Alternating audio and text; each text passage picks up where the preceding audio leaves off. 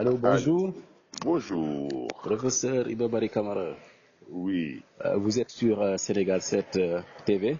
Mhm. Alors, nous vous contactons actuellement au sujet de Karim Wade, le Mhm. candidat déclaré du Parti démocratique sénégalais, et Mhm. qui, d'après les informations, s'est inscrit sur les listes électorales depuis Ankara où il se trouvait.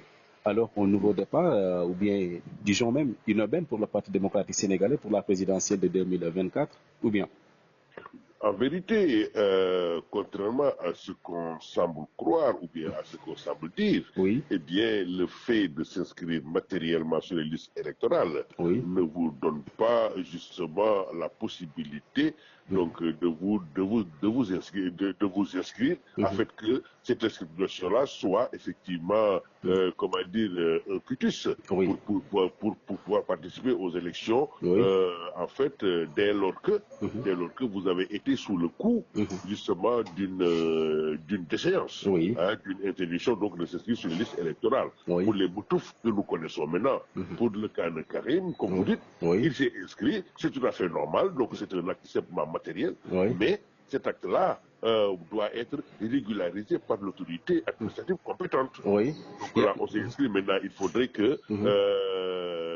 cette institution-là Mhm. soit validée par Mhm. les autorités compétentes. Il ne Est-ce que s'agit vous pas êtes en seulement train de de... dire qu'il faut obligatoirement que cette inscription-là de Karim Wade Mais, parvienne à la direction mais générale des élections qui a c'est cette exactement ce que possibilité-là nous de sommes en train de voir? dire. Oui? C'est exactement ce que nous sommes en train de dire. Mhm. Parce que le fait de s'inscrire donc matériellement sur le papier, Oui. ceci ne vous donne pas droit à pouvoir vous inscrire. Effectivement, et il faudrait, encore faut-il, que cette inscription soit validée. Oui. Donc, c'est-à-dire le fait de s'inscrire, on s'est inscrit matériellement, Oui. donc une telle inscription peut être validée ou non. Mhm. Maintenant, on attendra Oui. l'avis justement de l'autorité administrative compétente pour voir si effectivement Mhm. on va valider une telle inscription ou non.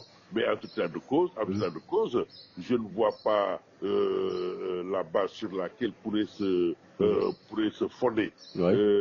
l'autorité administrative compétente pour valider une telle inscription, Mhm. dès lors que, rappelons-le, comment dire, Mhm.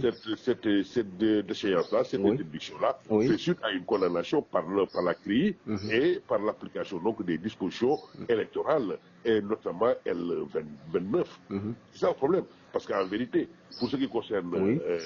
en fait M. Karim, Oui. il a été déchu donc de ses droits civiques et politiques, Oui. en fait sur la base donc de l'article L29-2, Du donc code le électoral? deuxièmement Oui. Oui. du code électoral. C'est cette disposition-là qui le concerne et cette Mhm. disposition-là n'a Mhm. pas prévu un délai par rapport à la déchéance. Donc Mhm. là, c'est en fait, on peut dire que c'est une erreur ou alors c'est un manquement par rapport à cette disposition-là. Mais on constate la loi étant la loi, eh Oui. bien, dès lors Mhm.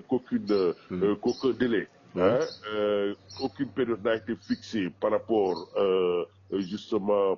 pour cette échéance-là, Oui. on considère que Mhm. effectivement Mhm. il est toujours sous le coup d'une telle déchéance Mhm. et cette déchéance-là ne pourrait être levée Mhm. que lorsqu'il y a une loi d'amnistie qui est entrée en vigueur et qui le concernerait, Mhm. ou alors même que l'on Mhm. procède à une Mhm. abrogation pure et simple donc de ces dispositions-là de l'article Et Babary Camara, L29. sauf qu'on entend toujours de la part des responsables du Parti démocratique sénégalais qu'ils excluent définitivement ou carrément la question d'amnistie. C'est-à-dire qu'avec cette inscription-là sur les listes électorales, c'est une stratégie mise en place par le Parti démocratique sénégalais pour pouvoir participer à la présidentielle de 2024. Mais la question qui se pose, Oui, pourquoi, en fait, par rapport aux autres élections précédentes, oui, hein, qu'est-ce qui a constitué un obstacle pour M. Karim Wade de pouvoir participer aux élections? Mais oui, c'est parce que, justement, il sait qu'il était déchu, il a essayé, oui, mais son inscription a été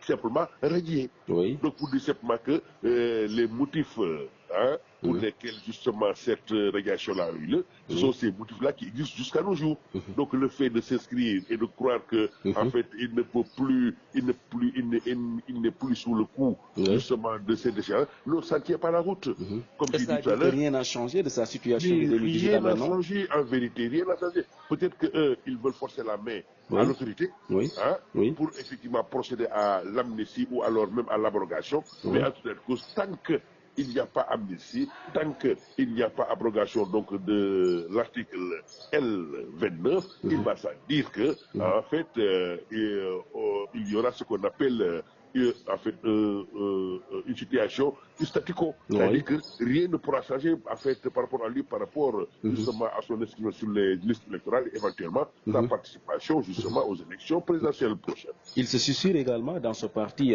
qui est le Parti démocratique sénégalais que les 5 ans d'emprisonnement ou de condamnation étant arrivés à terme, Karim Wade peut régulièrement ou naturellement mais ça c'est faire une interprétation erronée. Oui.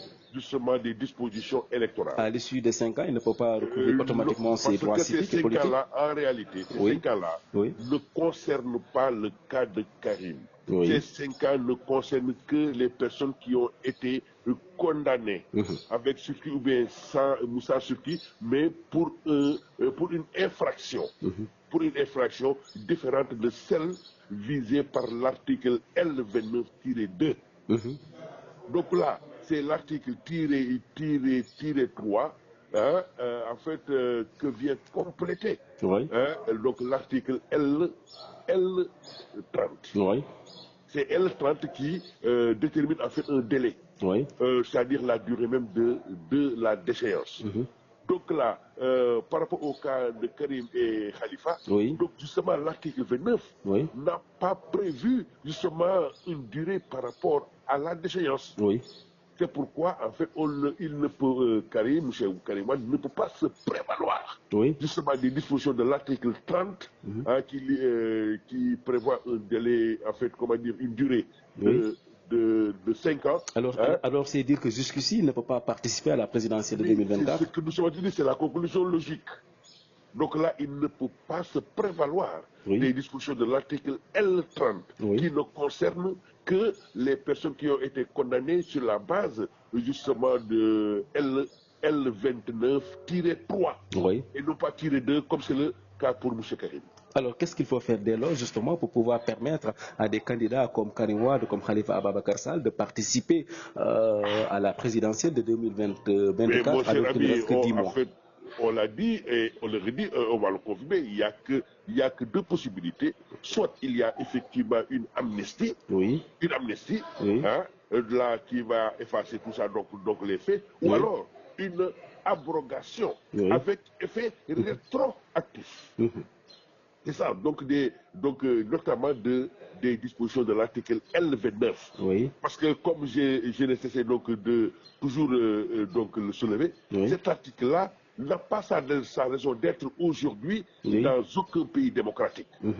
Parce que c'est une disposition véritablement en fait, qui tue ou alors qui annihile un tout petit peu la démocratie. C'est pourquoi à son temps, je n'ai jamais cessé de dire qu'il faudrait que les personnes politiques se battent pour que l'on ait une abrogation donc, de telles dispositions. Ou bien qu'on aille dans le sens également d'une modification par le biais de propositions de loi, ou bien même d'une loi venant du président de la République.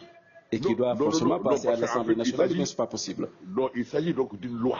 C'est pourquoi on dit L30 ou bien L29.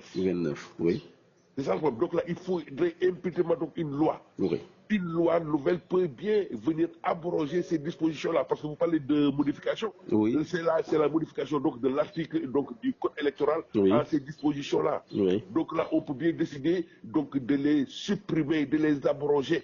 Et à ce moment-là, on fera comme si l'article 30 n'a jamais eu à exister. On fait table rasa. Dès lors que, comment dire, le législateur, c'est-à-dire l'Assemblée nationale, par cette loi nouvelle-là, pourrait déclarer rétroactif. Rétroactif, donc la loi nouvelle qu'il va voter. Très bien. Très bien. Voilà. Merci beaucoup, professeur Iba Barry. Je vous en prie, mon cher ami. Merci beaucoup. Je vous en prie.